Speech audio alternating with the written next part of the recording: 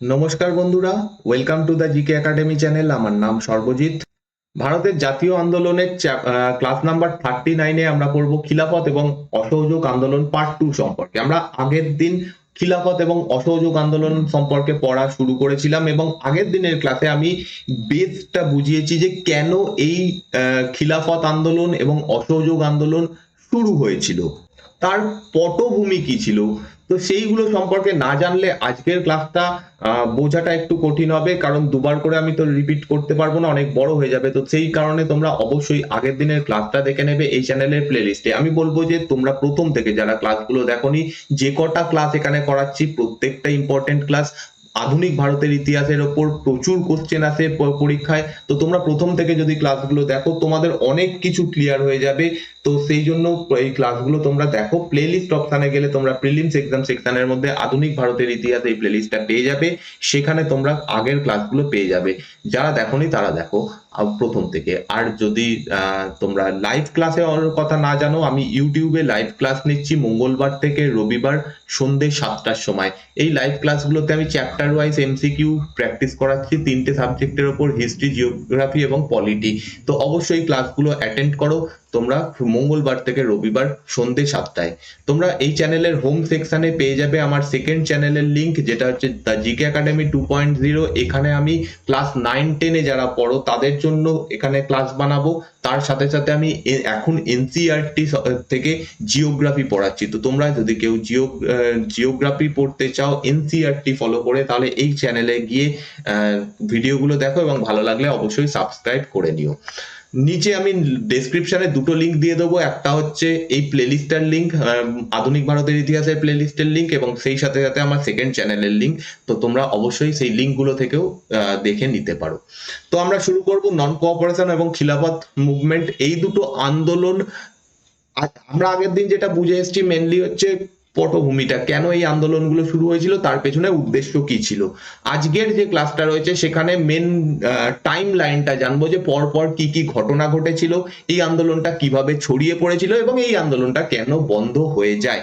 এই সমস্ত জিনিসটা আমরা আজকে আলোচনা করব। তো চলো শুরু করব আজকের ক্লাস। ফেব্রুয়ারি 1920 আমরা শুরু করতে চলেছি 1920 সালের ফেব্রুয়ারি মাসে। এই সময় ভাইসরয় সেই সময় যিনি ছিলেন তার নাম হচ্ছে লর্ড চেমসফোর্ড। চেমসফোর্ড, সেই চেমসফোর্ডের কাছে একটা যৌথ হিন্দু মুসলিম প্রতিনিধি দল পাঠানো হয়।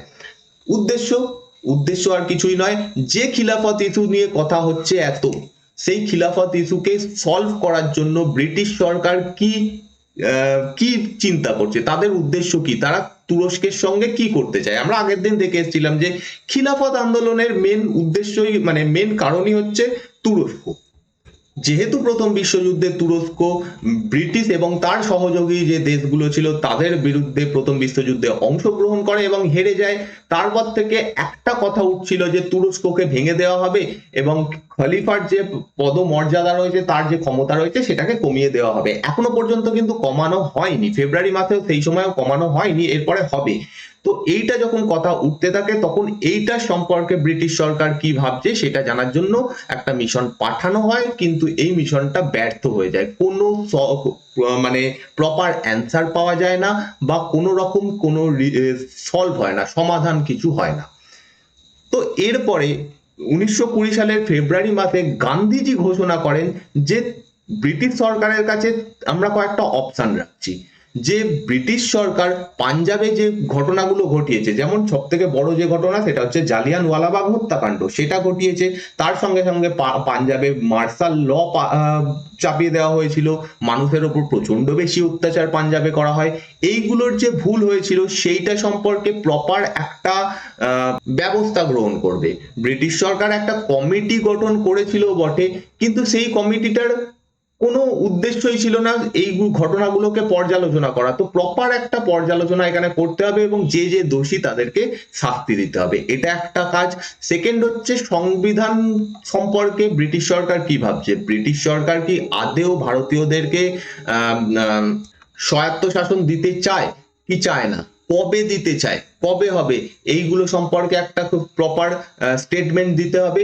এবং খিলাফত ইস্যু, যেটা নিয়ে এত প্রবলেম, এত কিছু চলছে, সেইটার প্রশ্নেই বা ব্রিটিশ সরকার কি করতে চাইছে, এইগুলো এইগুলো সম্পর্কে ব্রিটিশ সরকারকে প্রপার একটা স্টেটমেন্ট দিতে হবে। এবং তার সাথে সাথে বলা হয় যে যে শান্তি চুক্তিটা হচ্ছে বিশ্বযুদ্ধের পরে প্যারিস শান্তি চুক্তি, সেই চুক্তিতে যে শর্তাবলী দেওয়া হবে সেটা যদি ভারতের মুসলিমদেরকে সন্তুষ্ট না করতে পারে, তাহলে গান্ধীজি কি করবে, অসহযোগ আন্দোলন করবে। তাহলে ব্রিটিশ সরকারের কাছে একটা অপশন দেওয়া হয়। গান্ধীজির আন্দোলনের এটা একটা বড়সড় ফিচার বলতে পারো, যে গান্ধীজি প্রথমে কিছু একটা সুযোগ দেবেন, যে তোমাদের এইগুলো বলা হচ্ছে, সেইগুলো যদি তোমরা করতে পারো তো ভালো, নয়তো আমরা আন্দোলন করব। তো সেম ব্যাপার এখানে করা হয়, এইরকম ভাবে গান্ধীজি ঘোষণা করেন। এবার এই আন্দোলনটার নাম অসহযোগ আন্দোলন কেন, সেটা সম্পর্কে একটু জানতে হবে।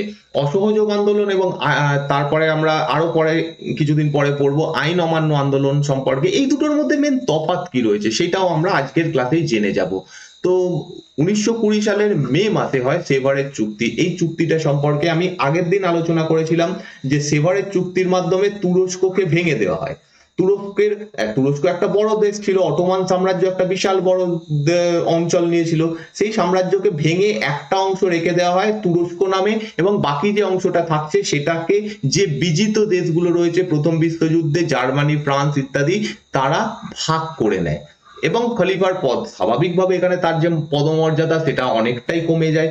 তো সম্পূর্ণভাবে যখন ভেঙে দেওয়া হয়, তারপর থেকে ভারতে এই যে খিলাফত আন্দোলন সেটা ব্যাপকভাবে ছড়িয়ে পড়ে। 1920 সালের জুন মাসে এলাহাবাদে একটা সর্বদলীয় সম্মেলন ডাকা হয়। সর্বদলীয় সম্মেলন মানে হচ্ছে সমস্ত দল, ভারতের যে সমস্ত রাজনৈতিক দল সেই সময় অ্যাক্টিভ রয়েছে, তাদের সমস্ত সদস্যরা একত্রিত হবে, এক জায়গায় মিলিত হবে এবং একটা আলাপ আলোচনা করবে। এখানে ঠিক হয় যে আমরা স্কুল, কলেজ, আইন আদালত সমস্ত কিছু বর্জন করব, এবং এইরকম এই যে আন্দোলনটা হবে সেটার নেতৃত্ব দেবে কে, মহাত্মা গান্ধী, যেটা তার সব থেকে বড়, মানে এই আন্দোলনটা তিনি শুরু করেছিলেন এবং তাকেই নেতৃত্ব দিতে বলা হয়। এরকম টাইপের আন্দোলন। এবার এই অসহযোগ আন্দোলন ব্যাপারটা কি, দেখো, অসহযোগ মানে হচ্ছে আমরা কোনো ব্যাপারে ব্রিটিশ সরকারকে সহযোগিতা করব না, এটা হচ্ছে অসহযোগ আন্দোলন। সেটা ব্রিটিশদের তৈরি স্কুল কলেজ হোক, সেটা ব্রিটিশদের তৈরি আইন আদালত হোক, বা সেটা ব্রিটিশদের তৈরি কোনো অন্যান্য প্রতিষ্ঠান হোক, আমরা কোনোভাবেই ব্রিটিশদেরকে কোনো সাহায্য করব না। তো এই জিনিসটাকেই বলা হয় অসহযোগ। এবং এখানে তোমরা যে আন্দোলনটার নাম দেখছো অসহযোগ আন্দোলন, অ্যাকচুয়ালি এটা কোনো আন্দোলনের নাম নয়, মানে নাম নয় ইন কেস, অসহযোগ একটা আন্দোলনের পদ্ধতি, সেটারই নামে এই আন্দোলনটার নাম দিয়ে দেওয়া হয় বটে, কিন্তু অ্যাকচুয়ালি এটা একটা আন্দোলনের পদ্ধতি। 31শে আগস্ট 1920 সালে কি হচ্ছে, এই সময় খিলাফত কমিটি আনুষ্ঠানিকভাবে আন্দোলন শুরু করে। তারাও মেনে নেয় যে হ্যাঁ, গান্ধীজি যেরকম ভাবে আন্দোলনটা বলেছে আমরা সেইভাবে করব, তার মতো করে অসহযোগ আন্দোলন করব। আমরা খিলাফত কমিটি সম্পর্কে আগের দিন দেখে এসেছি, যারা এই তুরস্কের যে ঘটনা সেইটা নিয়ে খুশি ছিল না, যে সমস্ত মুসলিম লীগের তরুণ নেতারা, তারা একটা কমিটি তৈরি করে খিলাফত কমিটি, এবং তার নেতৃত্ব দিচ্ছিলেন, প্রধান ছিলেন হচ্ছে গান্ধীজি। তো সেই খিলাফত কমিটি বলছে যে আমরা একটা আন্দোলন শুরু করছি 31শে আগস্ট 1920 থেকে। এখানে একটা ঘটনা মনে রাখবে, বাল গঙ্গাধর তিলক 1920 সালের 1 আগস্ট মারা যান। এই ঘটনার একটা এফেক্ট অবশ্যই এই আন্দোলনে রয়েছে। সেটা কি, যে আমি আগের ক্লাসে বলেছিলাম যে বাল গঙ্গাধর তিলক চাইছিলেন না যে এরকম একটা আন্দোলন হোক, কংগ্রেস এমন একটা আন্দোলনে যুক্ত হয়ে পড়ুক যেটা সম্পূর্ণ একটা ধর্মীয় কারণ। তার বক্তব্য ছিল যে খিলাফত ইস্যুটা ভারতের ইস্যু নয়, সেটা তুরস্কের ব্যাপার, সেটা সম্পূর্ণভাবে বাইরের ঘটনা, এবং এর সঙ্গে ভারতের স্বাধীনতা বা এই সমস্ত কিছুর কোনো লিঙ্ক নেই। সেখানে কংগ্রেস কেন যুক্ত হবে, কংগ্রেসের মেন লক্ষ্য কি, ভারতের স্বাধীনতা বা ভারতের স্বায়ত্তশাসন লাভ। তো সেটা তিলক বলেছিল, মানে, এবং তিলক একজন বড় লিডার, বাল গঙ্গাধর তিলকের সম্পর্কে আমরা অনেক দিন ধরে পড়ে আসছি। তো তিনি নো ডাউট ভারতের একজন বড় লিডার ছিলেন, এবং তার অনেক বড় একটা ফলোয়ার বেস ছিল। এবার তিলক যখন মারা যান, তখন এই আন্দোলনটাকে বাধা দেওয়ার মতো কেউ থাকে না, এবং গান্ধীজি নিজের মতো করে যেরকম তিনি চেয়েছেন সেই রকম ভাবে আন্দোলনটা করতে পারেন। তো এই জন্য এটা একটা অ্যাড করার বিষয় যে 1 আগস্ট তিনি মারা যান। 1920 সালের সেপ্টেম্বর মাসে কলকাতায় একটা বিশেষ অধিবেশন বসে কার? কংগ্রেসের। এটা কংগ্রেসের অধিবেশনের কথা বলা হচ্ছে। আগেরটা ছিল হচ্ছে খিলাফত কমিটির একটা সম্মেলন, সেটা আলাদা। কলকাতার এই বিশেষ অধিবেশনে কংগ্রেস বলে যে পাঞ্জাবে যা যা হয়েছে সেইটা দূর হওয়া না পর্যন্ত, মানে সেটার সঠিক সলভ না হওয়া পর্যন্ত, এবং খিলাফত যে ইস্যু সেই জিনিসটা সলভ না হওয়া পর্যন্ত, এবং সর্বোপরি স্বরাজ প্রতিষ্ঠিত না হওয়া পর্যন্ত অসহযোগ কর্মসূচি করা হবে। এখানে কি করছে দেখো, দুটো অধিবেশন হবে। কংগ্রেসের একটা জিনিস মনে রাখবে, প্রতি বছর একটা করে অধিবেশন বসতো ডিসেম্বর মাসে, যেটাকে বলা হচ্ছে বার্ষিক অধিবেশন। ঠিক আছে, এটা মেন অধিবেশন। এবার কোনো কারণে যদি দরকার হতো বছরের মাঝখানে বিভিন্ন সময় কংগ্রেস একত্রিত হতো, একটা মিটিং করতো। যেমন এই কলকাতা অধিবেশন হচ্ছে কবে? সেপ্টেম্বর মাসে, এবং এটা একটা বিশেষ অধিবেশন। এখানে বলা কংগ্রেসের সমস্ত লিডার যারা ছিল তারা বলছে, লিডাররা ঠিক করে যে আমরা সেম অসহযোগ কর্মসূচি গ্রহণ করব যেরকম গান্ধীজি বলছেন। এইটাই গিয়ে অনুমোদন হবে, মানে অফিসিয়ালি অ্যাকসেপ্ট করা হবে এর পরের যে অধিবেশনটা হবে সেইখানে, যেটা বার্ষিক অধিবেশন। এটা হবে ডিসেম্বরে, এবং এই আন্দোলন এই জায়গা হচ্ছে নাগপুর। একটু পরে এখানে যাচ্ছি। নাগপুরে বিশেষ যে বার্ষিক অধিবেশন, সেখানে সেটা পাস হচ্ছে। এইখানে সবাই গ্রহণ করছে, পরেরটাতে গিয়ে সবাই পাস করবে। তো এই দুটোতে একটু ব্যাপারটা বুঝতে পারবে, কারণ কোশ্চেন এরকম আসে। এবার এই কর্মসূচি যেটা অসহযোগ আন্দোলন সম্পর্কে আমরা পড়বো, সেই অসহযোগ আন্দোলনে কি কি বলা হয়। গান্ধীজি যে নির্দেশগুলো দিয়েছিল যে যারা যারা ব্রিটিশ সরকারের বিরুদ্ধে এই আন্দোলনে অংশগ্রহণ করতে চাও, তাদের সামনে কিছু কর্মপদ্ধতি রাখা হচ্ছে। যারা যারা আন্দোলনে যুক্ত হতে চাও সেই এইগুলোর মধ্যে যেটা যেটা নিজেরা পারবে সেটা সেটা ফলো করো। কাউকে জোর দেওয়া হচ্ছে না যে তোমাকে করতেই হবে, কিন্তু তোমরা যদি এটা করো তাহলে ভালো হয়। এবার সেখানে কি কি বলা হচ্ছে? প্রথম বলা হচ্ছে যে সরকারি স্কুল কলেজ আমরা বর্জন করব। সরকারি স্কুল কলেজ, অসহযোগ আন্দোলন মানেই এটাই যে ব্রিটিশদের তৈরি, মানে ব্রিটিশদেরকে আমরা কোনো ক্ষেত্রে সহযোগিতা করব না। ব্রিটিশদের তৈরি যে স্কুল কলেজ, এখানে সরকারি স্কুল কলেজ বলতে ব্রিটিশ সরকারের তৈরি স্কুল কলেজের কথা বলা হচ্ছে, সেইগুলোকে বর্জন করব। ব্রিটিশদের তৈরি সমস্ত আইন আদালত সমস্ত কিছু আমরা বর্জন করব। বিচার ব্যবস্থা আমরা ব্রিটিশদের উপর নির্ভর করব না, আমরা নিজেদের মতো করে বিচার করব। আইন পরিষদ বর্জন করব। আইন পরিষদ মানে কি? যেটা আজকে যেরকম লোকসভা রাজ্যসভা রয়েছে, সেই সময় ছিল লেজিসলেটিভ কাউন্সিল বা আইন পরিষদ, সেইটাকে আমরা বর্জন করব। কারণ এখানে কি হচ্ছে, আইন তৈরি হচ্ছে, সেই আইন কাদের কাজে লাগবে? ব্রিটিশ সরকারেরই কাজে লাগবে, তাদের শাসন করার উদ্দেশ্যে কাজে লাগবে। তো আমরা সেখানেও তাদেরকে সাহায্য করব না। এবার কিছু লিডার, কংগ্রেসের মধ্যেই কিছু লিডার যেমন CR দাস এবং এনার সাথে আরো বেশ কিছু লিডার, তারা বলছে যে আমরা কাউন্সিল কেন বয়কট করব, কাউন্সিল বয়কট করব না। কিন্তু এই সময় কংগ্রেসের দিকে যদি আমরা ওভারঅল দেখি, গান্ধীজির ফলোয়ারের সংখ্যা অনেক বেশি ছিল, এবং তাদের সকলেরই মত ছিল যে আমরা কেউই আইন পরিষদের অংশ হব না। তো স্বাভাবিকভাবে বাকি যারা আইন পরিষদের পক্ষে ছিল তারা মেনে নিতে বাধ্য হয় যে ঠিক আছে, আইন পরিষদও আমরা পরিত্যাগ করব। নভেম্বর মাসে 1920 নভেম্বর মাসে যারা কংগ্রেসের তরফ থেকে, কংগ্রেস থেকে আইন পরিষদের মেম্বার ছিল, তারা সবাই এখান থেকে করে, মানে পদত্যাগ করে, এবং এই সময় একটা নির্বাচন হওয়ার ছিল, সেই নির্বাচনটা তারা বর্জন করে দেয়। নেক্সট হচ্ছে বিদেশি সমস্ত জিনিস আমরা বর্জন করব। বিদেশি কাপড়, এটা আমরা বর্জন করব, তার পরিবর্তে খাদির কাপড় ব্যবহার করব, এবং চরকা কাটা অভ্যেস করব, মানে চরকা কাটা তোমাদের অভ্যেস করতে হবে। নিজেদের জন্য মানে দেশীয় পদ্ধতিতে কাপড় তৈরি করা হবে, এবং সেইটা তোমাদের ইউজ করতে হবে। যাদের যাদের কাছে সরকারি সম্মান উপাধি রয়েছে সেইগুলোকে তোমরা ত্যাগ করতে পারো। যেমন আমরা আগে দেখেছি গান্ধীজিকে একটা উপাধি দেওয়া হয়েছিল কাইজার-ই হিন্দ, রবীন্দ্রনাথ ঠাকুরের একটা উপাধি ছিল সেটা হচ্ছে নাইটহুড, যেগুলো তারা অলরেডি আগে ত্যাগ করে দিয়েছেন জালিয়ানওয়ালাবাগ হত্যাকাণ্ডের সময়। কিন্তু এরকম টাইটেল ভারতের অনেক মানুষকে দেওয়া রয়েছে, তো তাদেরকে বলা হচ্ছে তোমরা এইভাবে প্রতিবাদ করো, তোমাদের যে সরকারি সম্মান টাইটেল রয়েছে সেই সমস্ত গুলো ত্যাগ করো। এই অবধি বলে গান্ধীজি থেমে যান, এবং তারপরে আরো একটা জিনিস অ্যাড করে দেন, এবং এইটা আরো ইম্পর্টেন্ট ছিল, সেটা হচ্ছে এইটাতে এই যা যা বলা হয়েছে সেগুলো করলে যদি ব্রিটিশ সরকার মানে তো ভালো, যদি না হয় সেকেন্ড ধাপে আমরা আরো তীব্রতর হব, সরকারি চাকরি থেকে পরিত্যাগ করব, যারা যারা সরকারি চাকরি করছে তারা পদত্যাগ করবে, আমরা কোনো রকম কর প্রদান করব না, এই সমস্ত কিছু আমরা করব। এবার দেখো, ব্রিটিশ ইস্ট ইন্ডিয়া কোম্পানি বা ব্রিটিশ সরকার যখন ভারতে আসে, কতজন ব্রিটিশ এখানে রয়েছে, এখন যে আমরা যে সময়টার কথা বলছি, যত সংখ্যক ব্রিটিশ নাগরিক ভারতে রয়েছে তার থেকে অনেক বেশি ভারতীয় নাগরিক রয়েছে।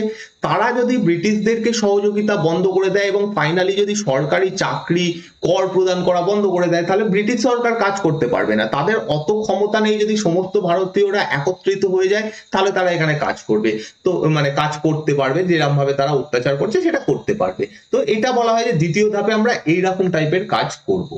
এবং সব থেকে এই আন্দোলনের সব থেকে যেটা হাইলাইটিং ফিচার, সব থেকে ইম্পর্টেন্ট ফিচার, সেটা হচ্ছে হিন্দু মুসলিম ঐক্য। এই জিনিসটা বারে বারে বলার কারণ কি, আগের দিনও কয়েকবার ইউজ করেছি আমি এই ব্যাপারটা, আজকেও এখানে ইউজ করা হচ্ছে। মেন ব্যাপারটা কি, দেখো, ব্রিটিশ সরকার যখন থেকে ভারতে শাসন করতে শুরু করে, তাদের একটাই লক্ষ্য ছিল ভারতীয়দেরকে ডিভাইড করে দাও, ভেঙে দাও, বিভিন্ন ভাবে ভেঙে দাও, ভাষার দিক থেকে ভেঙে দাও, ধর্মের দিক থেকে ভেঙে দাও, জাতিতে ভেঙে দাও, যার ফলে কি হবে, এরা নিজেরা নিজেদের মধ্যে লড়াই করবে, তার ফলে আমাদের দিকে মাথা ঘামাতে আসবে না, আমরা যেরকম খুশি যেরকম ভাবে ইচ্ছে আমরা এদেরকে শোষণ করে নেবো, আমাদের প্রফিটটা হয়ে যাবে। তো ব্রিটিশ সরকারের মেন উদ্দেশ্যই এখানে, মানে মেন লক্ষ্যই ছিল ডিভাইড অ্যান্ড রুল, যার একটা প্রত্যক্ষ প্রমাণ আমরা দেখে এসেছি কোথায়, বঙ্গভঙ্গের সময়। তো এইরকম একটা পরিস্থিতিতে গান্ধীজি ভালোভাবে বুঝতে পেরেছিলেন যে ভারতীয়রা যদি ইউনাইটেড হয়, একত্রিত হয়, হিন্দু মুসলিম মূলত এই দুটো ধর্মের মানুষ ভারতে সব থেকে বেশি, তো এরা যদি একত্রিত হয়, ব্রিটিশ সরকারের ক্ষমতা নেই এখানে শাসন করবে। তো এইটার উপর ব্যাপকভাবে জোর দেওয়া হয় এবং যারা যারা আন্দোলনে অংশগ্রহণ করছে তাদের প্রত্যেককে বলা হয় যে এই জিনিসটার উপরে এবং অস্পৃশ্যতা দূরীকরণ, এই দুটোর উপর অবশ্যই মাস্ট কাজ করতে হবে, তার জন্য সবসময় কাজ করতে হবে। এবং হ্যাঁ, তোমরা যা করবে অবশ্যই অহিংস থেকে করবে, কোন রকম হিংসার রাস্তা নেবে না, গান্ধীজি এরকম নির্দেশ দিচ্ছে। এরপরে হচ্ছে ডিসেম্বর 1920, যেরকম বললাম যে নাগপুরে হয় বার্ষিক অধিবেশন, এবং এই বার্ষিক অধিবেশনে এই অসহযোগ কর্মসূচি অফিসিয়ালি অনুমোদিত হয় কংগ্রেসের দ্বারা। 1920 যে নাগপুর অধিবেশন, এই নাগপুর অধিবেশন বিভিন্ন দিক থেকে ইম্পর্টেন্ট, এটা খুব ইম্পর্টেন্ট একটা অধিবেশন, কারণ এখানে কংগ্রেসের মধ্যে বেশ কিছু পরিবর্তন আসে। এতদিন অবধি নাগপুর অধিবেশন হওয়ার আগে অবধি কংগ্রেসের লক্ষ্য ছিল স্বরাজ অর্জন করা। স্বরাজ শব্দটা আমরা বহুদিন আগে দেখেছি, দাদাভাই নৌরোজি এটাকে ইউজ করেছিল, কিন্তু তখনকার যারা লিডার ছিল তারা স্বরাজ বলতে যেটা ভাবতো সেটা কি, ব্রিটিশ সরকার যে আইনগুলো বানাচ্ছে তার মধ্যে আমরা অন্তর্ভুক্ত হব, আমরা কিছুটা শাসন ব্যবস্থাতে অংশগ্রহণ করব, এইটা ছিল স্বরাজের কনসেপ্ট। কিন্তু এই অধিবেশন থেকে, নাগপুর অধিবেশন থেকে সমস্ত কিছু চেঞ্জ হয়ে যায়। এখানে বলা হয় যে এইরকম ব্যাপার নয়, ব্রিটিশদের আইন হবে তার মধ্যে আমরা ঢুকবো, এরকম নয়, ভারতের সম্পূর্ণভাবে শাসন করবে ভারতীয়রা, ভারতীয়রা শাসন করবে। এবং ব্রিটিশরা থাকতে পারে, তারা কোথায় থাকবে, উপরে থাকবে, ব্রিটিশরা উপরে থাকবে, ব্রিটিশ সরকার উপরে থাকবে, কিন্তু ভারতের শাসনে কোনোভাবে তারা অংশগ্রহণ করবে না। এবং যে ভাগগুলো করে রেখেছে তারা, যে বিশেষ বিশেষ জিনিসগুলো, ডিফেন্স বা ট্যাক্স সিস্টেম, এইগুলো যেমন ব্রিটিশরা নিজেদের হাতে নিয়ে রেখেছিল, সেখানে আইন বানানোর ক্ষমতা ব্রিটিশ ব্যক্তিদেরই হাতে ছিল, ব্রিটিশ মন্ত্রীদের হাতে ছিল, আর কারুর হাতে ছিল না, সেই সমস্ত কিছু থাকবে না, ওভারঅল সম্পূর্ণ শাসন ভারতীয়রা করবে। এটা হচ্ছে এখন গান্ধীজির নেতৃত্বে নতুন স্বরাজের কনসেপ্ট। এই কনসেপ্টটাও আমরা চেঞ্জ হয়ে যেতে দেখবো কখন, যখন আমরা দেখবো আইন অমান্য আন্দোলন হবে, তখন ভারতীয়দের লক্ষ্য হচ্ছে কি, আমরা স্বরাজ চাই না, আমরা পূর্ণ স্বাধীনতা চাই। আমরা কি চাই, পূর্ণ স্বাধীনতা, সেটা আমরা যখন পরে আলোচনা করব তখন ভালোভাবে বুঝবো। তো স্বরাজের কনসেপ্ট এখানে পুরোপুরি চেঞ্জ হয়ে যায় এবং বলা হয় যে আমরা শান্তিপূর্ণ এবং বৈধ উপায়ে আন্দোলন করব স্বরাজ অর্জন করার জন্য। মাঝে মাঝে এটা আমি দেখি যে স্টুডেন্টদের গুলিয়ে যায় যে স্বরাজ তো বহুদিন আগে দেওয়া হয়েছে কনসেপ্টটা দাদাভাই নৌরোজির সময়, তাহলে স্বরাজ আবার স্বরাজ অর্জনের সিদ্ধান্ত বৈধ বা এটার মানেটা কি? এর মানে হচ্ছে এটাই যে আমরা এটার অ্যাকচুয়াল মিনিং হচ্ছে ডোমিনিয়ন স্ট্যাটাস, ইংরেজিতে বলা হয় ডোমিনিয়ন স্ট্যাটাস, মানে আমরা নিজেদের শাসন নিজেরা করব, সেখানে ব্রিটিশ সরকার মাথা ঘামাতে আসবে না।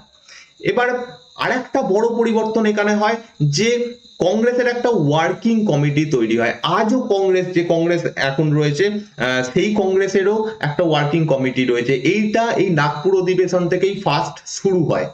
এই জিনিসটাও একটা বড় জিনিস রয়েছে। এতদিন অবধি নাগপুর অধিবেশনের আগে অবধি কি হতো, বছরে একটা করে অধিবেশন হতো এবং সেখানে একজন করে থাকতো সভাপতি, এবং এই সভাপতি হচ্ছেন প্রধান। সভাপতি যে ডিসিশন নেবে সেই ডিসিশনই কংগ্রেস পালন করবে, এবং সেটাই সেই বছরের জন্য। ধরো ডিসেম্বরে 1919-এর ডিসেম্বরে অধিবেশন হলো, এখানে সভাপতি যা যা বলবে সেটাই পুরো 1920 সাল ধরে চলবে, সেটাই মানে পালন করা হবে, এরকম একটা কনসেপ্ট ছিল। কিন্তু এখান থেকে এটা চেঞ্জ হয়ে যাচ্ছে, এখানে শুধুমাত্র সভাপতির কথাই হবে না, এখানে একটা 15 জন সদস্যের কংগ্রেস ওয়ার্কিং কমিটি তৈরি হয়, এবং এবার থেকে কংগ্রেস কিভাবে কাজ করবে, কি কি আন্দোলন করবে, সেগুলো এই ওয়ার্কিং কমিটি তৈরি করবে। সভাপতির যে পদটা সেটা একটু ক্ষমতা তার কমিয়ে দেওয়া হয়, এবং এখান থেকে কংগ্রেস আর এরকম থাকে না যে বছরে একবার করে আমরা অধিবেশন করব, মিটিং করব, ব্যাস হয়ে গেল, বছরের সারা বছরের জন্য শেষ। এখান থেকে কংগ্রেস সারা বছরই অ্যাক্টিভ থাকার মতো একটা কাজ শুরু করে। তো এইগুলো চেঞ্জ হয়। আরো কি চেঞ্জ হচ্ছে এই সময় এই অধিবেশনে, সেটা হচ্ছে ভাষাগত ভিত্তিতে প্রাদেশিক কংগ্রেস কমিটি তৈরি হচ্ছে। প্রাদেশিক কংগ্রেস কমিটি মানে কি, সেই সময় রাজ্য বলে কিছু ছিল না, মানে রাজ্য নামটা ছিল না, সেই সময় রাজ্যগুলোকে বলা হতো প্রদেশ। অর্থাৎ প্রত্যেকটা প্রদেশে একটা করে কংগ্রেসের কমিটি থাকবে। মূল যে শাখা, মূল যে কমিটি, সেটা তো বসে রয়েছে দিল্লিতে। সেটা আগে সেটাই শুধু ছিল, এই সময় বলা হয় যে প্রত্যেকটা প্রদেশে একটা করে কমিটি তৈরি করবে, এবং এই প্রদেশে কি কাজ হবে সেটা উপর থেকে তো নির্দেশ আসছে, সেই অনুযায়ী এরা নিজেদের মতো করে কাজ করবে। সেই প্রদেশে, বাংলা প্রদেশের যে কমিটি সেটা বাংলাতে করবে, এইরকম ভাবে এটা সংগঠিত হবে। শুধু তাই নয়, প্রদেশের মধ্যেও আবার ভাগ করা হয়, ওয়ার্ড কমিটি তৈরি হয়, ছোট ছোট ওয়ার্ডে একটা করে কমিটি তৈরি হয়, এবং সাধারণ মানুষ যাদের কাছে খুব বেশি অর্থ নেই তারাও যাতে কংগ্রেসে যুক্ত হতে পারে, মেম্বার হতে পারে, সেই জন্য যে ফি ছিল, একটা টাকা দিয়ে জয়েন হতে হতো, সেটা কমিয়ে 4 আনা করে দেওয়া হয়, যাতে যে কোনো মানুষ কংগ্রেসে যুক্ত হতে পারে। গান্ধী এখানে ঘোষণা করেন যে এই এই অধিবেশনে একটা স্পিচ দেন, এবং তিনি বলেন যদি আমি যেভাবে যে পদ্ধতিতে বলছি অসহযোগ কর্মসূচি সেইভাবে করা হয়, তাহলে 1 বছরের মধ্যে আমরা স্বরাজ লাভ করব, বা আমরা ডমিনিয়ন স্ট্যাটাস পেয়ে যাব। যে ডমিনিয়ন স্ট্যাটাস সম্পর্কে আমি একটু আগে বললাম, সেই রকম একটা আমরা পেয়ে যাব। গান্ধীজি এটা তীব্রভাবে বা মানে খুব কনফিডেন্স সহকারে বলেন, কিন্তু এটা অ্যাকচুয়ালি হয়নি, সেটা আমরা একটু পরে জানবো। এবার এত কিছু চেঞ্জ কংগ্রেসের মধ্যে এই একটা অধিবেশনে যখন হয়, অনেক লিডার সেটাকে মেনে নিতে পারছিল না। তাদের কাছে মেন বক্তব্য ছিল গান্ধীজির যে আন্দোলনের পদ্ধতি, সেই পদ্ধতিতে আমরা মানে সাপোর্ট করতে পারছি না, সেই পদ্ধতিটাকে আমরা আগে যেরকম ভাবে কংগ্রেস কাজ করতো তাতেই খুশি, সেইভাবেই আমরা করতে চাই। তো Mohammad Ali Jinnah, Annie Besant, G S. Khaparde, B C. Pal মানে হচ্ছে বিপিন চন্দ্র পাল, এরা সবাই কংগ্রেস ত্যাগ করেন, এবং যে আরেকটা পার্টি এই সময় গঠিত হয়েছিল, আমি এটা সম্পর্কে আগে আলোচনা করে এসেছি, ইন্ডিয়ান ন্যাশনাল লিবারাল ফেডারেশন, এই পার্টিটাতে যোগদান করে, তারা কংগ্রেসকে পার্মানেন্টলি ছেড়ে দেয়। কিন্তু তা সত্ত্বেও এই যে অর্গানাইজেশনটা, সেটা খুব একটা গুরুত্বপূর্ণ ভূমিকা পালন করতে পারেনি ভারতের রাজনীতিতে, কারণ কংগ্রেস এই সময় সব থেকে শক্তিশালী দলে পরিণত হয়ে যায়, এবং গান্ধীজির নেতৃত্বকে পুরো ভারতের মানুষ ব্যাপকভাবে মেনে নিয়েছিল, তার জন্য কংগ্রেসই সমস্ত কাজই নেতৃত্ব দিচ্ছিল। যাই হোক, এরকম টাইপের ঘটনাগুলো ঘটে। এবার আমরা যদি দেখি আন্দোলনের বিস্তার, পরপর কিভাবে আন্দোলনে কি কি হয়েছিল। গান্ধীজি কি করেন, গান্ধীজি ঠিক করেন যে আলী ভাইদের সঙ্গে, আলী ব্রাদার যারা হচ্ছেন মোহাম্মদ আলী এবং শৌকত আলী, এদের দুজনকে নিয়ে তিনি দেশব্যাপী সফর করেন, বিভিন্ন জায়গায় যান, প্রচুর মানুষের সঙ্গে মিট করেন, সবাইকে আন্দোলনের পদ্ধতি বোঝান, হিন্দু মুসলিম ঐক্যের ওপর জোর দেওয়া হয়, সমস্ত কিছু করেন। এবং গান্ধীজি এবং আলী ভাইদের এই যে দেশব্যাপী সফর, এটার ব্যাপক সাড়া মেলে। প্রচুর বিদ্যার্থী, প্রচুর শিক্ষার্থী, স্টুডেন্ট যারা ছিল তারা সরকারি স্কুল কলেজ ছেড়ে দেয় গান্ধীজির যেমন আন্দোলনের পদ্ধতি ছিল সেই অনুযায়ী। এবং শুধু ছেড়ে দিলে তো হবে না, তারা ছেড়ে দিয়ে কি পুরো পড়াশুনো ছেড়ে দেবে? সেটা হতে পারে না। তার জন্য তার লাগবে, সাবস্টিটিউট লাগবে। এবং সেই জন্য বেশ কিছু, শুধু বেশ কিছু নয়, প্রচুর সংখ্যায় ভারতীয় জাতীয় স্কুল কলেজ তৈরি হয়। 800টার উপরে জাতীয় স্কুল কলেজ তৈরি হয়, যেগুলোর প্রত্যেকটাই তৈরি করেন কোনো না কোনো ভারতীয়। এবং এখানে যারা শিক্ষা দান করতেন তারা প্রত্যেকেই ভারতীয় ছিলেন, এখানে কোনোভাবে ব্রিটিশ সরকারের কোনো ইনভলভমেন্ট ছিল না। তো এরকম 800টার উপরে জাতীয় স্কুল কলেজ তৈরি হয়। এবং এইগুলোর সঙ্গে যারা যুক্ত ছিলেন বিখ্যাত বিখ্যাত লিডাররা, আচার্য নরেন্দ্র দেব, সি.আর. দাস, লালা লাজপত রায়, জাকির হোসেন, সুভাষচন্দ্র বসু, এরা প্রত্যেকেই কোনো না কোনো ভাবে যুক্ত ছিলেন। নয় কিছু প্রতিষ্ঠা করেছেন, নয় তারা অধ্যক্ষ বা শিক্ষক হিসেবে কাজ করেছেন।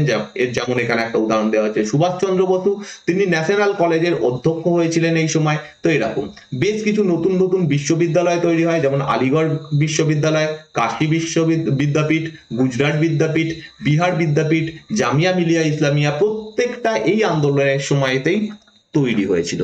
তো এখানে কয়েকটা সম্পর্কে আমি অ্যাড করেছি যেগুলো জানার প্রয়োজন রয়েছে। প্রথম হচ্ছে কাশী বিদ্যাপীঠ।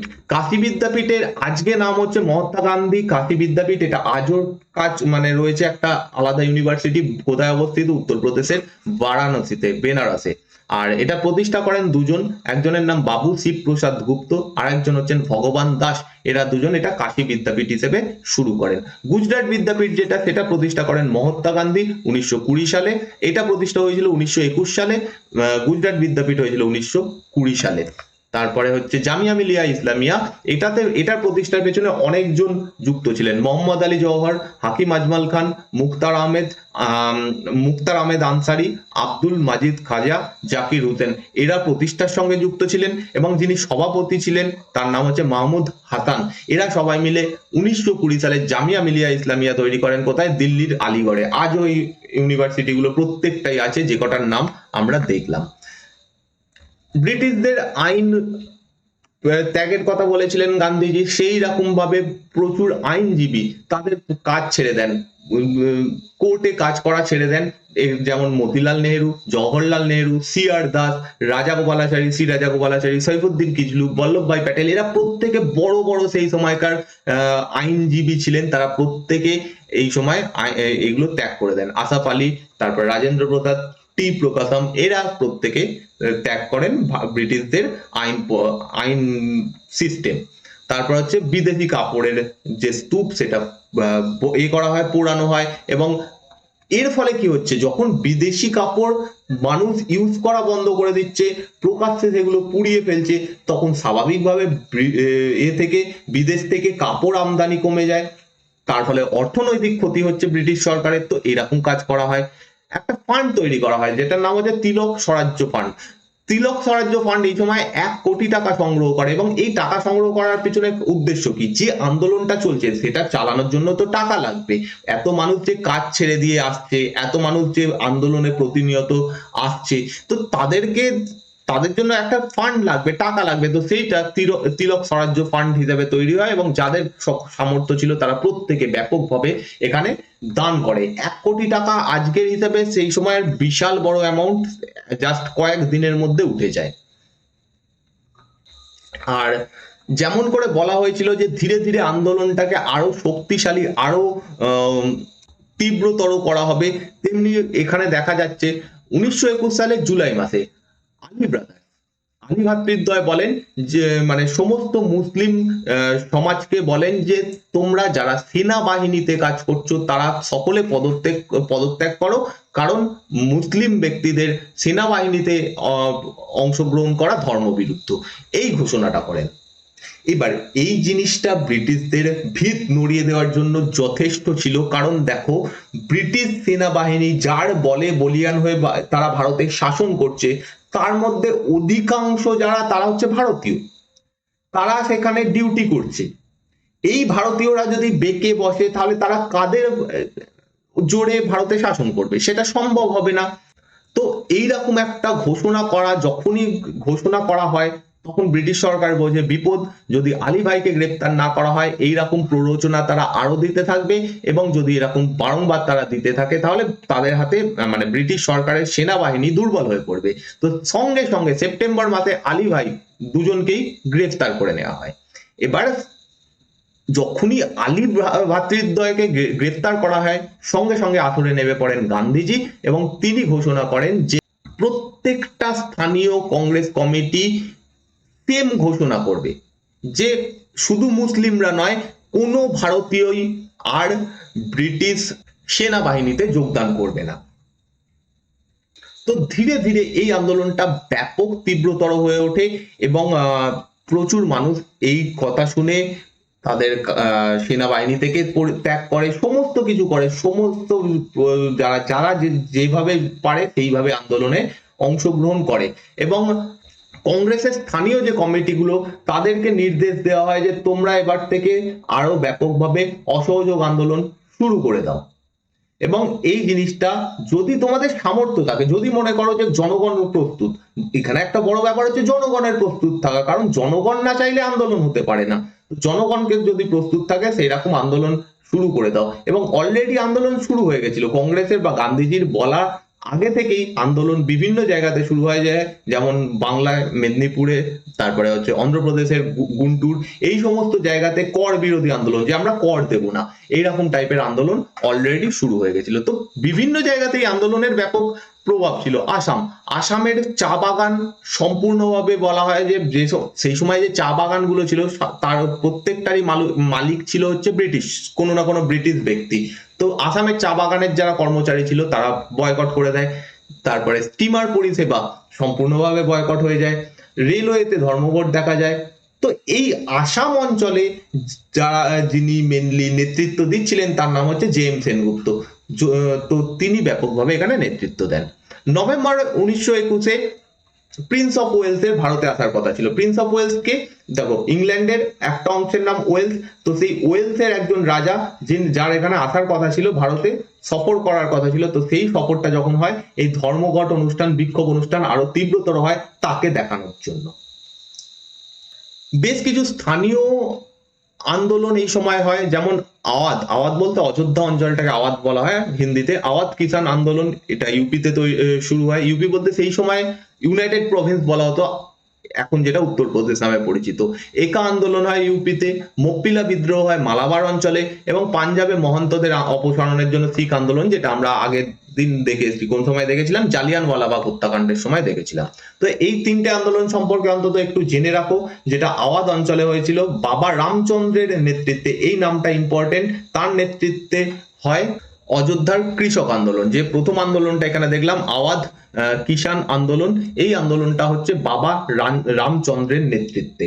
একা আন্দোলন এটা হচ্ছে 1921 সালে এটা হচ্ছে, এবং এটার মেন উদ্দেশ্য কি, করের বিরুদ্ধে আন্দোলন। করের পরিমাণ বেশি করে দেওয়া হয়েছিল, তোমরা এটা বুঝেই এসছো অলরেডি, যে বিশ্বযুদ্ধের কারণে করের পরিমাণ ব্যাপকভাবে বৃদ্ধি পেয়েছিল, সেইটার বিরুদ্ধে এই আওয়াধ অঞ্চলে, মানে সেম অযোধ্যা অঞ্চলে একা আন্দোলন শুরু হয়েছিল 1921 সালে, এবং যেটা 1922 সালে শেষ হয়।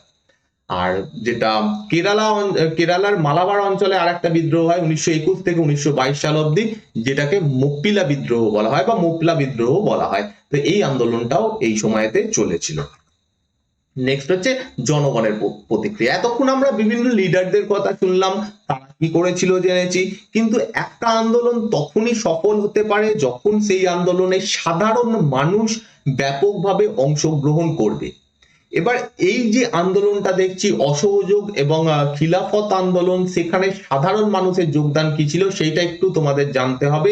এইগুলো বোঝার মতো বিষয়, জাস্ট যদি তোমরা কেউ মেন্সে অপশনাল হিস্ট্রি নাও, তোমাদের লেখার মতো কিছু জিনিস আমি এখানে তোমাদের বুঝিয়ে দেব। তো দেখো, প্রথম আমরা যদি দেখি মধ্যবিত্ত মিডল ক্লাসের দিকে, মধ্যবিত্ত শ্রেণী প্রথমে ব্যাপকভাবে এই আন্দোলনে অংশগ্রহণ করে, কিন্তু যত আন্দোলন চলতে থাকে একটা টাইম এসে দেখা যায় যে এই মধ্যবিত্ত শ্রেণী আন্দোলন থেকে পিছোতে শুরু করছে। এর পিছনে কারণ রয়েছে। এখানে মেন কারণ কি, মধ্যবিত্ত শ্রেণীর কাছে এত পয়সা নেই যে তারা বহুদিন ধরে কোনো কাজ না করে আন্দোলন করে যাবে। আমরা যদি একটু বড় লিডারদের কথা দেখি, তারা প্রত্যেকেই আসছে কোথা থেকে?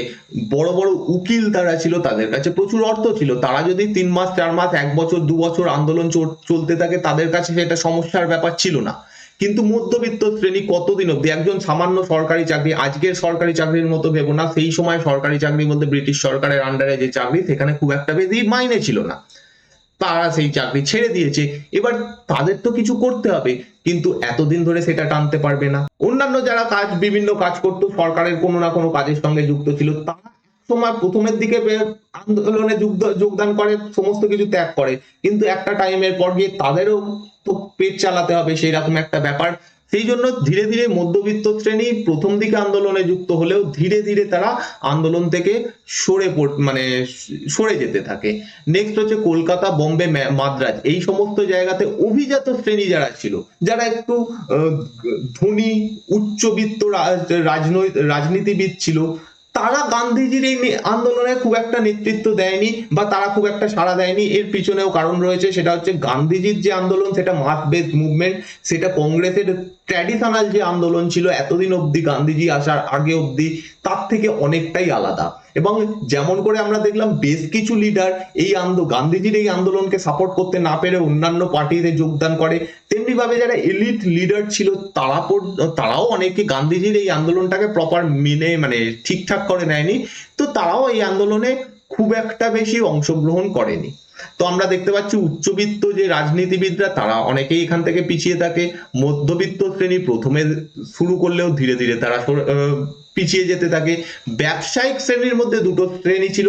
একদল ব্যবসায়ী যারা ভারতীয় জিনিসপত্র বিক্রি করত, তাদের তো লাভ হয়, কারণ এখানে বলা হয় যে ভারতীয় জিনিস ইউজ করতে হবে, বিদেশি জিনিস বর্জন করা হবে। তো যারা ভারতীয় জিনিস নিয়ে ব্যবসা করতো তাদের লাভ হচ্ছে, কিন্তু যারা বাইরে থেকে জিনিস ইম্পোর্ট করে ভারতে বিক্রি করতো, বড় বড় ব্যবসায়ী, তারাই মূলত এই কাজটা করতো। এবং সেই ব্যবসায়ীরা কি করছে, এই আন্দোলনের প্রতি সহানুভূতিশীল ছিল না। তারা অতটা, তাদের মেন ব্যাপার কি, প্রফিট আমাদের হচ্ছে না, আমাদের কি করবো। কাউকে দোষ দিয়ে এখানে লাভ নেই, সবারই একটা নিড রয়েছে, সেই নিডটা এখানে তাদের পূরণ হচ্ছে না। বড় ব্যবসায়ী যারা, তারা এখানে এই আন্দোলন থেকে পিছিয়ে থাকছে, কিন্তু যারা ছোট ব্যবসায়ী, যারা ভারতীয় জিনিসপত্র নিয়ে ব্যবসা করছিল, তাদের লাভই হয় এবং তারা এই আন্দোলনকে সাপোর্ট করে। এই আন্দোলনের বলতে পারো পিলার, স্তম্ভ যারা ছিল, তারা হচ্ছে কৃষক শ্রেণী, মহিলা শ্রেণী মহিলারা, এবং 3 নম্বর হচ্ছে স্টুডেন্ট। এরা তিনজন এই আন্দোলনটার পিলার ছিল। এবং কৃষকদের কথা যদি বলি, কৃষক বলতে এখানে শুধুমাত্র আমি মাঠে যারা চাষ করে শুধু কৃষক তারা নয়, তার সঙ্গে সঙ্গে অন্যান্য যেমন কলকারখানার যারা শ্রমিক ছিল, শ্রমিক শ্রেণী, যারা বিভিন্ন শিল্পের সঙ্গে যুক্ত ছিল, বিভিন্ন জিনিস বানাতো, কাঠের কাজ, মাটির কাজ করতো, তারা প্রত্যেককে আমি বলছি একত্রিতভাবে তারা ব্যাপকভাবে এই আন্দোলনে সাড়া দেয়। এবং তারা দেবে না কেন? এই আন্দোলনটা নেতৃত্ব দিচ্ছে গান্ধীজি। এবং আমরা অলরেডি জেনে এসেছি যে গান্ধীজি যে প্রথম 3টে আন্দোলন করে, সেখানে সেই আন্দোলনটা পুরোপুরি এই শ্রেণীর জন্য ছিল। এবং এই কৃষকদের মধ্যে বা শ্রমিকদের মধ্যে গান্ধীজির পপুলারিটি ব্যাপকভাবে বৃদ্ধি পেয়েছিল, কারণ ভারতে প্রথম একজন লিডার যে তাদের জন্য লড়াই করছে, তাদের জন্য লড়াই শুধু করছে না, তাদেরকে জয় এনে দিচ্ছে। এই জিনিসটা যখন দেখে, তখন তাদের সমস্ত শ্রেণীর মধ্যে গান্ধীজির প্রতি একটা আলাদা কনফিডেন্স বেড়ে গেছিল। তো সেই জন্য এই কৃষক শ্রেণী ব্যাপকভাবে এই আন্দোলনে অংশগ্রহণ করে। মহিলারা এই আন্দোলনে ব্যাপকভাবে অংশগ্রহণ করে। তারা তাদের যে গয়নাগাটি রয়েছে সমস্ত তিলক স্বরাজ্য ফান্ডে দেয়, পিকেটিং এ অংশগ্রহণ করে। পিকেটিং মানে ওই কাপড় জামার যে স্তূপ, সেগুলোকে আগুন ধরিয়ে দেওয়া, মদ বিক্রি করা বন্ধ করা, এগুলোকে পিকেটিং দোকানে গিয়ে সেইগুলোকে এনে পুড়িয়ে দেওয়া। তো সেই কাজে ব্যাপকভাবে তারা অংশগ্রহণ করে। হিন্দু মুসলিম ঐক্য এখানে ব্যাপকভাবে বৃদ্ধি পায়। স্টুডেন্টদের কথা, যেটা থার্ড গ্রুপ, সেটা হচ্ছে স্টুডেন্ট। আমরা অলরেডি দেখলাম যে 800টা ইউনিভার্সিটি কলেজ তৈরি হচ্ছে, প্রচুর স্টুডেন্ট ছেড়ে দিয়েছিল তাদের পড়াশুনো, সরকারি স্কুলে পড়াশুনো, তারা ব্যাপকভাবে এই আন্দোলনে যোগদান করে। হিন্দু মুসলিম ইউনিটি এখানে ব্যাপকভাবে বৃদ্ধি পেয়েছিল। তবে এটা দীর্ঘস্থায়ী হয়নি অ্যাকচুয়ালি। যেটা প্রবলেম হয়ে যায় যে এই আন্দোলনের পরে আবার সেই ডিভাইড অ্যান্ড রুলের কার্যকরী হয় এবং হিন্দু মুসলিম ঐক্যে আবার ব্যাপকভাবে ফাটল ধরে। আর কিছু কিছু বিদ্রোহে একটু হিন্দু মুসলিম লড়াই হয়েছিল বটে, কিন্তু অধিকাংশ ক্ষেত্রে এই আন্দোলনে হিন্দু মুসলিম ঐক্য ব্যাপকভাবে বজায় ছিল। নেক্সট হচ্ছে সরকারি প্রতিক্রিয়া। এতক্ষণ আমরা ভারতীয়দের দিক থেকে দেখলাম, সরকার এখানে কি করে। দেখো, সরকার রীতিমতো ভয় পেয়ে যায়। ব্রিটিশ সরকার দেখছে যে এরকম টাইপের একটা বড় আন্দোলন, মানে আমি তো এখানে জাস্ট বলছি, এইটা যদি তোমরা একটু ডিটেলসে কোথাও স্টাডি করো, মানে একটু এই সম্পর্কে কোনো ডকুমেন্টস দেখো বা কোনো ভিডিও ভিডিও দেখো, তাহলে বুঝতে পারবে এই আন্দোলনটা বিশাল বড় একটা আন্দোলন ছিল। এবং ব্রিটিশ সরকারের কাছে এক্সপেক্টেড ছিল না যে এত বড় একটা আন্দোলন হতে পারে। তখন ব্রিটিশ সরকারের এতদিন অব্দি যা যা প্ল্যান প্রোগ্রাম ছিল সেগুলো প্রায় সব ভেঙে গেছে। তাদের যে ডিভাইড অ্যান্ড রুল পলিসি ছিল সেটা ভেঙে গেছে। মুসলিম শ্রেণীর সঙ্গে হিন্দুদের মধ্যে একটা মিল স্থাপন হয়েছে, তারা একত্রিত ভাবে আন্দোলন করছে। তো এই জন্য বারে বারে বলা হয় যে কেন ধর্মীয়, আমরা যেহেতু সকলে ভারতীয়, এটা গান্ধীজি ভালো করে সেই সময় বুঝতে পেরেছিলেন। শুধু গান্ধীজি কেন, আমরা যদি নেতাজি সুভাষচন্দ্র বসুর কথা বলি, প্রত্যেকে এই জিনিসটা ভেবেছিলেন যে যদি আমাদের দেশের মধ্যে, মানুষের মধ্যে ইউনিটি থাকে, তাহলে কোনো কেউ আমাদেরকে ভাঙতে পারবে না। তো গান্ধীজি এটা জানতেন, এবং গান্ধীজি সেটা কিভাবে একটা ব্যাপার ঘটে সেটার মাধ্যমে আরো ভালোভাবে প্রমাণিত যে 1921 সালে সেই সময় নতুন যিনি ভাইসরয় হয়ে আসেন রিডিং, তার কাছে আর উপায় নেই, এইগুলো হচ্ছে না দেখে তিনি একটা অন্য চাল চালেন, গান্ধীজিকে ডেকে পাঠান। 1921 সালের মে মাসে গান্ধীজি এবং ভাইসরয় রিডিং এর মধ্যে একটা কথোপকথন হয়। রিডিং জানতেন যে গান্ধীজি আর যাই করুক অন্তত হিংসাকে সাপোর্ট করবে না, এটা তিনি ভালো করে জানতেন। এবার গান্ধীজিকে রিডিং বলছেন যে আলী ভ্রাতৃদ্বয়, আলী ব্রাদার, তারা হিংসাতে প্ররোচনা দিচ্ছে। গান্ধীজিকে এটা বলা হয় যে আপনার আন্দোলনের মেন বক্তব্যই হচ্ছে অহিংসা, কিন্তু আলী ভ্রাতৃদ্বয় হিংসাকে প্ররোচনা দিচ্ছে, তার ফলে হিংসা হচ্ছে। গান্ধীজি এখানে ভালোভাবে বুঝতে পারেন যে এটা আর কিছুই নয়, ভাঙার চেষ্টা। তিনি বুঝতে পেরেছিলেন যে খিলাফত নেতাদের সঙ্গে তার একটা দূরত্ব বিভাজন ঘটানোর চেষ্টা করা হচ্ছে। তো এই দূরদর্শিতা রাখা আজকে আমাদের সকলের প্রয়োজন অ্যাকচুয়ালি, কারণ আমাদের মধ্যেও এখন প্রচন্ড বিভেদ রয়েছে, এটা বলতে কোনো খারাপ নয়, কিন্তু এই বিভেদটা অবশ্যই দূর করা দরকার। আমরা ইতিহাসের এই সমস্ত ঘটনাগুলো পড়ি একটাই কারণে, যে অতীতে কি হয়েছে সেইগুলো থেকে আজকে আমরা শিক্ষা নিয়ে সেইগুলো নিয়ে কাজ করব, সেইগুলোকে ভাববো, শুধুমাত্র মুখস্থ করা নয়, এখানে অনেক কিছু বোঝার রয়েছে। তো এই জিনিসটা আজকেও শেখার। যাই হোক, এটা একটা আমি একটু অন্য দিকে চলে গেছিলাম, কিন্তু ব্যাপারটা হচ্ছে গান্ধীজি এটা বুঝতে পেরেছিলেন যে খিলাফত নেতাদের সঙ্গে তার বিভেদ করানো, মানে কংগ্রেসের বিভেদ করানোর চেষ্টা চলছে। এবং তিনি গান্ধীজি ডাইরেক্ট বলে দেন রিডিংকে, আমি এরকম কোনো নির্দেশ দেব না, আমি এরকম কোনো নির্দেশ দেব না। হ্যাঁ, অবশ্যই হিংসা হচ্ছিল, গান্ধীজি নিজেও জানেন যে কিছু কিছু ক্ষেত্রে হিংসা হয়েছে, মানে খুব বড় হিংসা নয়, ছোটখাটো হিংসা অবশ্যই হয়েছে এখানে, কিন্তু তা সত্ত্বেও গান্ধীজি একটা কোনো স্টেপ এখানে নেন না। ফাইনালি সরকারের কাছে আর কিছু উপায় ছিল না, মানে এরকম কূটনীতির মাধ্যমে কিছু করার ছিল না। সরকার এবার ডাইরেক্ট দমন নীতি গ্রহণ করে। পুরো স্বেচ্ছাসেবক যে দলগুলো ছিল যারা কাজ করছিল এই আন্দোলনে, সবাইকে অবৈধ ঘোষণা করা হয়, অর্থাৎ যে এবার এই সমস্ত কাজ করবে ডাইরেক্ট গ্রেফতার করা। জনসভা সম্পূর্ণভাবে নিষিদ্ধ করা হয়, সংবাদপত্র সম্পূর্ণভাবে নিষিদ্ধ করে দেওয়া হয়, মানে সংবাদপত্র বলতে যেখানে এই সমস্ত ব্যাপারে প্ররোচনা দেওয়া হচ্ছিল সেই সমস্ত সংবাদপত্র সমস্ত বন্ধ করে দেওয়া হয়। গান্ধীজিকে বাদ দিয়ে বাকি সমস্ত অধিকাংশ যে বড় বড় লিডার ছিল তাদের সবাইকে গ্রেপ্তার করে নেওয়া হয়। তো সরকারও এখানে এবার ফাইনালি ব্যাপক দমন পীড়ন নীতি নিয়ে নেয় 1921 সাল থেকে। ফাইনালি এই আন্দোলনের শেষ পর্যায় সম্পর্কে আমাদের জানতে হবে যে কিভাবে এই আন্দোলনটা শেষ হয়। এবারে যত দিন যাচ্ছে কংগ্রেসের মধ্যে থেকে এই বিভিন্ন ব্যক্তিদের একটাই বক্তব্য হয়ে যাচ্ছে গান্ধীজির কাছে যে আরো চাপ সৃষ্টি করুন, আরো চাপ সৃষ্টি করুন, যাতে ব্রিটিশ সরকার নতি স্বীকার করতে বাধ্য হয়। এবং কংগ্রেসের নেতারা এই সময় গান্ধীজির ওপর আইন অমান্য কর্মসূচি শুরু করার জন্য চাপ দিতে শুরু করেন যে এবার একটা আইন অমান্য আন্দোলন শুরু করা উচিত। এবার এইখানেই একটা জিনিস বোঝার রয়েছে, অসহযোগ আন্দোলন যেটা সম্পর্কে পড়ছি, এবং আর একটা কথা পাবো আমরা আইন অমান্য, এটা আমাদের নেক্সট পরের দিকে টপিক হবে। আইন অমান্য আন্দোলন বলে একটা আন্দোলনই চলবে ভারতে, সেই আইন অমান্য আন্দোলন, এই দুটোর মধ্যে তফাৎ কি? অসহযোগ সম্পর্কে অলরেডি বুঝে এলাম যে ব্রিটিশ সরকারকে আমরা কোনো ব্যাপারে সহযোগিতা করব না। আইন অমান্য আন্দোলনের মূল বক্তব্য হচ্ছে ব্রিটিশদের তৈরি আমরা কোনো আইন মানব না, ব্রিটিশ সরকার যে আইনটা বলবে সেই আইনের বিরুদ্ধে আমরা কাজ করব। ব্রিটিশ সরকার যদি বলে নুন তৈরি করা যাবে না, নুন তৈরি শুধুমাত্র ব্রিটিশ সরকার করতে হবে, এটাই ল, এটাই আইন, আমরা এই আইনটাকেই ভঙ্গ করে দেবো, এটা মানব না। ব্রিটিশ সরকার যদি বলে এত পার্সেন্ট ট্যাক্স দিতে হবে, আমরা ট্যাক্স দেবো না। এইটা হচ্ছে আইন অমান্য আন্দোলন। তো এইগুলো আর কিছুই নয়, এক একটা আন্দোলনের পদ্ধতি যায় যেগুলো জাস্ট আন্দোলনের নাম দিয়ে দেওয়া হয়েছে। তো এই সময় একটা কংগ্রেসের ওপর মধ্যে থেকে এটার ডিমান্ড উঠছিল যে গান্ধীজি যেন এবার একটা আইন অমান্য আন্দোলন শুরু করে। এবং 1921 সালের যে অধিবেশন হয় সেটা হচ্ছে আহমেদাবাদ অধিবেশন। এইটার একটা বিশেষত্ব হচ্ছে এখানে প্রথমে সভাপতি ছিলেন সিআর দাস, কিন্তু সিআর দাসকে গ্রেপ্তার করে নেওয়া হয়। তার জন্য হাকিম আজমল খান ভারপ্রাপ্ত সভাপতি হন, অ্যাক্টিং প্রেসিডেন্ট হন। এখানে হাকিম আজমল খান পুরোপুরি গান্ধীজির ওপর এটা সিদ্ধান্ত নেওয়ার দেন যে গান্ধীজি যবে ভাববে, যখন থেকে শুরু করতে চান এবং যেভাবে শুরু করতে চান সেভাবে আইন অমান্য আন্দোলন করবেন। কিন্তু সেই আইন অমান্য আন্দোলন এই সময় হয়ে ওঠে না। গান্ধীজি বলেন যে শুরু করব 1 ফেব্রুয়ারি 1922। 1921 বার্ষিক অধিবেশনে বলা হয় যে গান্ধীজিকে দায়িত্ব দেওয়া হয়েছে।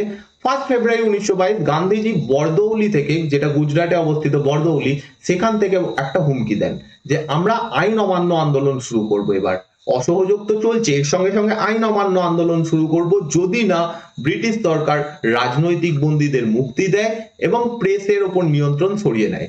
একটু আগেই দেখলাম প্রচন্ড দমনের ফলে এইগুলো করা হয়েছিল, সমস্ত নেতাদের বন্দী করা হয়েছিল, প্রেস সম্পূর্ণভাবে নিয়ন্ত্রণ কন্ট্রোল করে নেওয়া হয়েছিল। এইগুলোর ওপর গান্ধীজি বলেন।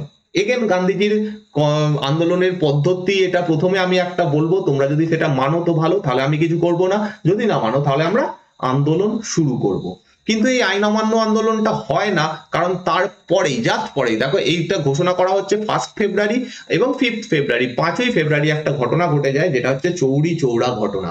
এবং এই ঘটনার পরেই গান্ধীজি এই আন্দোলনকে উইথড্র করে নেন। এবার এই চৌরি চৌরা জায়গাটা কোথায় অবস্থিত?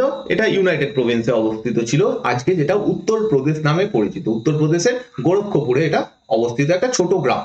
এখানে কি হচ্ছে, এখানে নর্মালি একটা আন্দোলন চলছিল, যেরকম আন্দোলন সারা দেশে চলছে, মদ বিক্রয় বন্ধ করা, উচ্চ মূল্যের বিরুদ্ধে প্রচার চালানো, যে অসহযোগ আন্দোলন চলছে সেরকম চলছিল।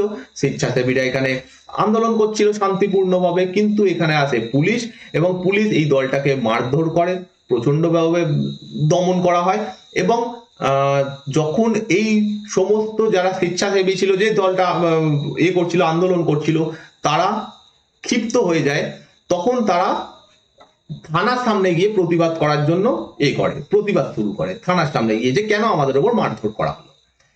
এই যে দলটা ছিল তার উপরে পুলিশ প্রথমে গুলি চালিয়ে দেয়, সাধারণ জনতার ওপর পুলিশ গুলি চালিয়ে দেয়, এবং এতে পুরো যে দলটা ছিল তারা প্রচন্ডভাবে ক্ষিপ্ত হয়ে যায় এবং তারা সবাই গিয়ে পুলিশ স্টেশনটাকে ঘিরে ধরে। মানে সমস্ত পুলিশ তখন ভয় পেয়ে যায়, যারা ছিল তারা সবাই থানার মধ্যে ঢুকে যায় এবং পুলিশ স্টেশনে ক্ষিপ্ত জনতা কি করে, আগুন জ্বালিয়ে দেয়। এবারে যখন এই ঘটনাটা ঘটে, সেখানে 22 জন পুলিশ মারা যান। 22 জন এখানে মারা যান। এখানে তোমাদের মানে আমাদের অনেকেরই হয়তো মাথায় এটা আসতে পারে যে ঠিকই তো করেছে, পুলিশ গুলি চালিয়েছিল তার বিরুদ্ধে এরকম করেছে। কিন্তু অ্যাকচুয়ালি একটা জিনিস সবসময় মাথায় রাখতে হবে যে গান্ধীজির আন্দোলনের একটা প্রথম বক্তব্য ছিল, আমি প্রথম দিন যখন গান্ধীজির সম্পর্কে আলোচনা করেছি সেখানে বলেইছিলাম যে গান্ধীজির আন্দোলনের একটা বড় বক্তব্য হচ্ছে তোমাদের উপর আঘাত আসবে, তোমাদের ওপর অত্যাচার হবে, তোমাদেরকে গ্রেফতার করা হবে, কিন্তু তোমরা সত্যের পথ থেকে কোনোদিনই আলাদা হবে না এবং তোমরা সবসময় থাকবে, নন ভায়োলেন্ট থাকবে, এটাই হচ্ছে সত্যাগ্রহ। তো গান্ধীজি যখন দেখছেন যে এইরকম একটা ঘটনা ঘটছে এবং তিনি আন্দোলন প্রত্যাহার করে নেন, সঙ্গে সঙ্গে তিনি আন্দোলন এই ঘটনা শোনার সাথে সাথে তিনি নিজে ঘোষণা করে দেন যে আন্দোলন আজ থেকে বন্ধ।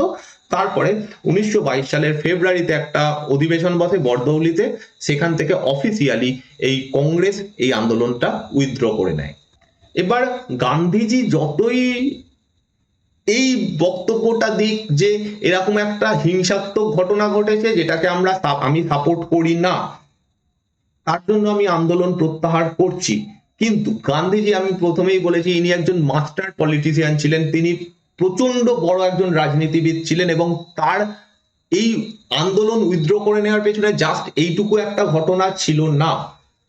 এর আগেও আমরা দেখলাম যে গান্ধীজি এইটা বলছেন যে যতই হিংসাত্মক ঘটনা, মানে যখন আলী ভাইয়ের ওপরে এরকম আনা হয়, একটু আগে বললাম যে আলী ভাই আহ, এতে হিংসায় প্ররোচনা দিচ্ছে, এটা কথা বলা হয়, গান্ধীজি তখন বলেন যে আমি কোনো কথা বলবো না। তখনও হিংসা হয়েছিল, তখন হিংসা হয়নি তা নয়, কিন্তু তখন গান্ধীজি কোনো কথা বলেননি, কিন্তু এই ঘটনা হওয়ার পর তিনি সঙ্গে সঙ্গে উইথড্র করে নেন। এখানে হঠাৎ করে হিংসার ব্যাপারটা এসে গেল কি করে? এর পিছনে কারণ রয়েছে অনেকগুলো, যাই হোক সেখানে যাচ্ছি। কেন গান্ধীজি এই আন্দোলনটা প্রত্যাহার করলেন তার পিছনে শুধু জাস্ট একটা চৌরি চৌরা ঘটনা নয়, অনেকগুলো ঘটনা রয়েছে। তবে অন্যান্য যারা লিডার ছিল, যারা এই আন্দোলনে ব্যাপকভাবে অংশগ্রহণ করেছিল, তারা প্রত্যেকেই গান্ধীজির এই এটাতে, এই ডিসিশনে প্রচন্ড ভাবে আহত হয়। প্রত্যেকে এটার গান্ধীজির বিরোধিতা করে। সিআর দাস, মতিলাল নেহেরু, সুভাষ চন্দ্র বসু, জওহরলাল নেহেরু প্রত্যেকেই এটার বিরোধিতা করে।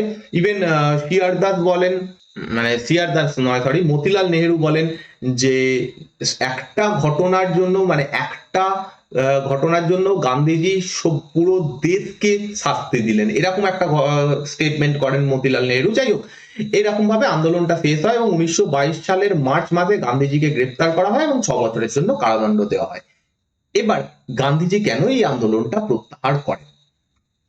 গান্ধীজি যেটা অফিসিয়ালি বলেন সেটা হচ্ছে যে মানুষ এই অহিংস আন্দোলন যে ব্যাপারটা, সেটা সম্পর্কে এখনো অবগত নয়, তারা এখনো শিখতে পারেনি বা তারা বুঝতে পারেনি গান্ধীজির আন্দোলনের পদ্ধতি কি, তাদের আগে বোঝাতে হবে, তারপরে আন্দোলন করতে হবে। এখন এই আন্দোলন তাই জন্য তুলে নিলাম। কিন্তু এর পিছনে অনেকগুলো ঘটনা রয়েছে, যেমন প্রথম হচ্ছে চৌরি চৌরা ঘটনা। চৌরি চৌরা ঘটনা যখন ঘটে, এটা একটা মানুষের কাছে ভিক্টরির মতো একটা হয়। স্বাভাবিক, যে কোনো জায়গাতে ভায়োলেন্স হলে আমাদের মনে হয় যে হ্যাঁ ঠিক আছে, আমরা বদলা নিলাম, এটা একটা ব্যাপার। তো চৌরি চৌরার ঘটনা যখন ঘটে, বাকি ভারতের সাধারণ মানুষের কারণে যখন এই ঘটনাটা যাবে যে হ্যাঁ দেখো, চৌরি চৌরার মতো একটা ঘটনা ঘটেছে, ব্রিটিশ সরকারকে উপযুক্ত জবাব দেওয়া হয়েছে, সেইটা যখনই প্রচার হয়ে যাবে, তখন একটা চৌরি চৌরা নয়, হাজারটা চৌরি চৌরা ঘটনা ঘটবে। সবাই চাইবে এরকম একটা ঘটনা আমরা করি, আমরা একটু জয়ের স্বাদ নিই। তো এইটা একটা ব্যাপার হবে, এবং এই আন্দোলনটা যেটা অহিংস আন্দোলন ছিল সেটা সঙ্গে সঙ্গে সহিংস আন্দোলন হয়ে উঠবে। তখন গান্ধীজির কথাও হয়তো কেউ শুনবে না। তো এটা একটা বড় কারণ ছিল এটা। সেকেন্ড হচ্ছে, গান্ধীজি ভালো করে জানতেন একটা গণ আন্দোলন বছরের পর বছর ধরে চালানো সম্ভব নয়। তুমি যদি বলো একটা যুদ্ধ খুব বেশি হলে কদিন চলতে পারে, 1 বছর, 2 বছর, 3 বছর, এরপরে যুদ্ধটায় একটা শান্তি কিছু হবে, শান্তির একটা ব্যবস্থা করা হবে। কারণ কোনো যুদ্ধ, সেটা সহিংস হোক, অস্ত্র নিয়ে যুদ্ধ হোক, বা এরকম অহিংস আন্দোলন, বহু বছর ধরে চলতে পারে না। এবং অহিংস আন্দোলন তো আরো কঠিন ব্যাপার, সেটা তো খুব বেশি লং লাস্টিং হতে পারে না। তো আন্দোলনে আস্তে আস্তে ক্লান্তির লক্ষণ বলতে সমস্ত মানুষই আস্তে আস্তে এবার একটু হয়ে যাচ্ছিল, জোশ কমতে তাদের শুরু করেছিল। অলরেডি আমি মানে একটু আগে দেখলাম যে যারা মধ্যবিত্ত শ্রেণী, তারা আস্তে আস্তে এই আন্দোলন থেকে পিছিয়ে পড়তে থাকছিল, তাদেরও একটা নিড ছিল। তো সেই কারণে গান্ধীজি এটা বুঝেছিলেন যে একটা আন্দোলন খুব বেশি দিন টানা সম্ভব নয়, তো তাই জন্য তিনি এটা বন্ধ করেছিলেন। তো যেটা বললাম চৌরি চৌরা ঘটনা, সেটা শুধুমাত্র একটাই ঘটনা নয়। এবং ফাইনালি যে খিলাফত আন্দোলন, এইটা কেন বন্ধ হয়ে গেল? অসহযোগ তো দেখছি বন্ধ হয়ে যাচ্ছে, কংগ্রেস তুলে নিচ্ছে, কিন্তু খিলাফত আন্দোলনও আলটিমেটলি বন্ধ হয়ে যায়। কারণ 1922 সালে নভেম্বরে মুস্তাফা কামাল পাশার অধীনে তুরস্ক দেশটা পুরোপুরি একটা গণতান্ত্রিক রাষ্ট্রে পরিণত হয়, ধর্মনিরপেক্ষ রাষ্ট্রে পরিণত হয়, এবং যে খিলাফত, যে খলিফার পদটা ছিল, সেটাই অবলুপ্ত করে দেওয়া হয়। মানে খলিফার প্রথমে দায়িত্ব কমিয়ে দেওয়া হয়, তারপরে 1924 সালে খলিফা পদ সম্পূর্ণভাবে বিলুপ্ত হয়ে যায়। তো যে কারণে আন্দোলনটা শুরু হয়েছিল, খিলাফত আন্দোলন, খলিফা পদের পদমর্যাদা বৃদ্ধি, মানে যেরাম রয়েছে সেটাকে রেখে দিতে হবে, তাতে আঘাত আনা যাবে না, সেই খলিফা পদই যখন অবলুপ্ত হয়ে যাচ্ছে, তুরস্কের মানুষ যখন মেনেই নিচ্ছে যে আমরা এবার থেকে একটা গণতান্ত্রিক রাষ্ট্র হিসেবে কাজ করব, তখন থেকে এই আন্দোলনের যে উদ্দেশ্য সেটাও কমে যায় এবং আলটিমেটলি খিলাফত আন্দোলনও বন্ধ হয়ে যায়। তো এইভাবে দুটো আন্দোলন বন্ধ হয়ে গেল। আজকে যাই হোক, একটু টাইমটা বেশি লাগছে কারণ অনেকটা অংশ রয়েছে এখান থেকে, তো সেই কারণে আমি আর একটা পার্ট করতে চাইছি না, একটা ক্লাসের মধ্যে এটা শেষ করে দিতে চাইছি। যাই হোক, খিলাফত অসহযোগ আন্দোলনের মূল্যায়ন কি ছিল, মানে এটার ফাইনালি এর থেকে আমরা লাভ কি করতে পারলাম। এখানে লাভ যেটা হচ্ছে প্রথম, সেটা হচ্ছে এই আন্দোলনের শহুরে মুসলিমদের মুসলিম সমাজের একটা বড় অংশ জাতীয় আন্দোলনে আসে। এটা একটা বিশাল বড় প্রভাব। আমরা এর আগে দেখে এসেছি যে মুসলিম জনসাধারণের মধ্যে যে মুসলিম লীগ যে সংগঠনটা ছিল, তারা মূলত তৈরি করা হয়েছিল কি জন্য, কংগ্রেসের বিরোধিতা করার জন্য। কিন্তু এখান থেকে একটা জিনিস হচ্ছে যে অনেক সংখ্যক, বহু সংখ্যক মুসলিম ভারতের জাতীয় আন্দোলনে অংশগ্রহণ করে এবং তারা কংগ্রেসে যুক্ত হয়, এইরকম ভাবে একটা ব্যাপার ঘটে। এটা একটা বড় ছিল, পাওনা ছিল। সেকেন্ড হচ্ছে এই আন্দোলনটাতে ভারতের কোনায় কোনায় জাতীয়তাবাদী চেতনা হয়, ছড়িয়ে পড়ে। সেখানে বিভিন্ন শ্রেণী, এতদিন অবধি যে আন্দোলনগুলো চলছিল, হ্যাঁ কিছু আন্দোলন আমরা গণ আন্দোলন দেখেছি, কিন্তু কোনোটাই এই অসহযোগ খিলাফত আন্দোলনের মতো এত বড় আন্দোলন ছিল না, যার ফলে পুরো দেশে ব্যাপকভাবে ভারতের এই জাতীয়তাবাদী চেতনা, স্বাধীনতার চিন্তা, এই জিনিসগুলো ছড়িয়ে পড়ে। এটা একটা বড় পাওনা ছিল এই আন্দোলনের। তো আজকের টপিক এখানেই কমপ্লিট হচ্ছে। আমরা অসহযোগ আন্দোলন এবং খিলাফত আন্দোলন কমপ্লিট করলাম। যদি তোমাদের এই ক্লাসটা ভালো লাগে, প্লিজ লাইক এবং শেয়ার একটু করো। তোমাদের কাছে একটাই অনুরোধ যে তোমরা যতটা পারবে একটু শেয়ার করো বিভিন্ন গ্রুপে বা বন্ধুদের মধ্যে, একটু জানাও এই চ্যানেল সম্পর্কে। যদি তোমরা এখনো সাবস্ক্রাইব না করে থাকো, প্লিজ সাবস্ক্রাইব করে নাও। অনেকে রয়েছে যারা সাবস্ক্রাইব করোনি, কিন্তু সাবস্ক্রাইবটা করে নাও। সাবস্ক্রাইব করা ফ্রি, কিন্তু তোমরা এই চ্যানেলের সঙ্গে যুক্ত থাকতে পারবে এবং নতুন যা ভিডিও আমি দেবো তার নোটিফিকেশন তোমাদের সামনে চলে আসবে। তো প্লিজ সাবস্ক্রাইব দ্য চ্যানেল। তোমরা এই পিডিএফটা পেয়ে যাবে টেলিগ্রাম চ্যানেলে। টেলিগ্রাম চ্যানেলের লিংক নিচে ডেসক্রিপশনে দেওয়া রয়েছে। নাম হচ্ছে দা জিকে একাডেমি। এখানে আমি প্রত্যেকটা পিডিএফ দিয়ে দিই, সেখান থেকে তোমরা ডাউনলোড করে নিতে পারবে। আর যদি তোমাদের কিছু বলার থাকে, ফেসবুক পেজ, টেলিগ্রাম গ্রুপ বা ইনস্টাগ্রামে আমাকে মেসেজ করতে পারো। তো আজকের ক্লাস এখানেই এন্ড হচ্ছে। Thank you for watching this class.